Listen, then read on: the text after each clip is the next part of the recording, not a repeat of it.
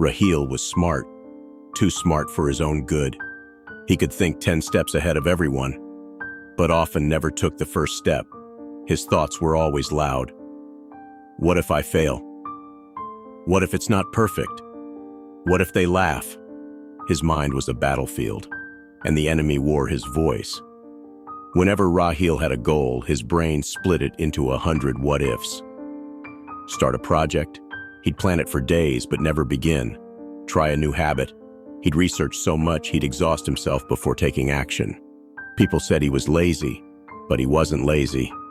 He was paralyzed. One afternoon, after scrapping yet another idea he overthought into the ground, he visited his grandfather, a retired architect known for quiet wisdom. They sat in the courtyard. Rahil confessed everything: his doubts, his fear, his overthinking. His grandfather nodded and said, "Want to know how I built my first house without fear?" He drew a square in the dirt and said, "This was the land. I stood here and stared for hours, imagining every problem that could go wrong." "Then what did you do?" Rahil asked. "I dug one corner, just one. Not the foundation, not the whole plan, just a hole. That was my start." Rahil blinked. "That's it?" His grandfather smiled. "Overthinking is like standing at the edge of a pool and calculating every ripple. You never learn to swim that way. You don't need to know all the steps. You just need one honest beginning." That evening, Rahil wrote down a single task: start the first slide of the project. Not the whole thing, just the first slide. The next day, he did it.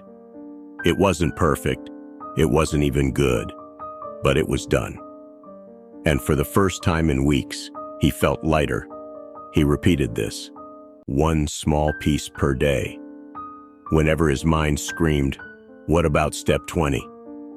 he'd whisper, "Let me finish step 2 first." He wasn't faster, he wasn't braver, he was just more present. In a month, the project that once terrified him was complete. People praised his focus, his execution. They didn't know the real win wasn't the work. It was the quiet mind he built along the way. One friend asked, "How did you stop overthinking?" Rahil laughed. "I didn't. I just stopped feeding it. I gave energy to action instead of anxiety." He added, "Start small. So small your fears can't see it coming." Years later, Rahil coached young students. They spoke of big dreams and mental blocks. He'd listen, then say, "Your mind isn't broken, it's just full. Stop trying to figure it all out. Just move, one honest inch at a time." And that's how he helped others break free, the same way he saved himself.